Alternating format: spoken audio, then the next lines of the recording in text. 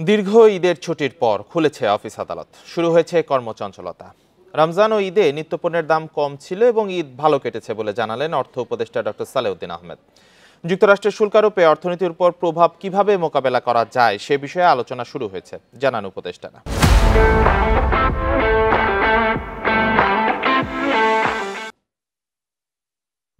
এবার ঈদের দীর্ঘ ছুটিতে রাজধানী ছাড়ে প্রায় ১.৫ কোটি মানুষ।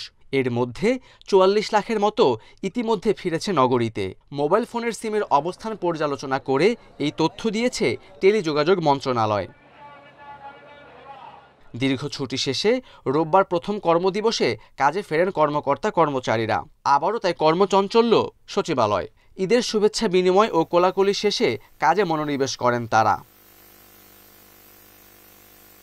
বাজারে নিত্যপণ্যের দাম কম থাকায় এবার ঈদ ভালো কেটেছে বলছেন উপদেষ্টারা।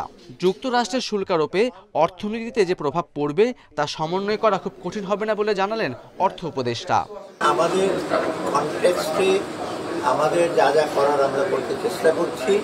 অলরেডি আমরা আমাদের গুড ইন্টেনশনটা তো দেখিয়েছি, ওদের দিক থেকে ওদের গুড ইন্টেনশন দেখা, দেন উইল এনগেজ, আমরা আলাপ করবো অ্যান্ড হোপ উইল অ্যাগ্রি যে ওরা কিছু বলবে এটা করতে, আমরা যেটা করেছি ওইটা করে আমরা ট্রাই করব।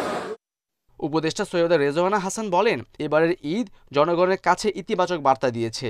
সরকার মানুষের জীবনযাত্রা সহজ করতে কাজ করে যাচ্ছে। প্রথম কর্মদিবস বলছি না, কারণ ঈদের দিনটা আর তার পর দিনটা বাদে বাকি সব দিনই আসলে কাজ করতে হয়েছে। তো আমার মনে হয় যে ঈদটা জনমানুষের কাছে একটা ইতিবাচক বার্তা দিয়েছে যে সরকার জনগণের কল্যাণে এবং তাদের যেন কমফর্ট হয়, জীবনযাত্রা যেন সহজ হয় সেজন্য কাজ করে যাচ্ছে। এবারের ঈদটি অন্যবারের চেয়ে ভিন্ন ছিল বলেন মহিলা ও শিশু বিষয়ক উপদেষ্টা।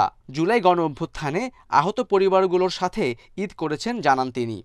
এই ঈদটা অনেকভাবে আমাদের জন্য একদিকে যেমন খুব কষ্টের ছিল, যেমন ধরো আমার খুব ইচ্ছে করছিল যে আমরা যদি যারা আহত হয়েছে, তারপরে যাদের পরিবার তাদের সন্তান হারিয়েছে তাদের সাথে কাটাবার খুব আগ্রহ, কিন্তু কঠিন। তারপরেও তাদের সাথে কিছুটা সময় কাটিয়েছি, নাফিসের পরিবারের সাথে, আনাসের পরিবারের সাথে।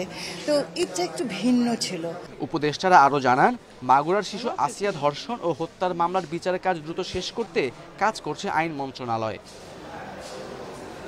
Khaled Raihan, independent news, Dhaka.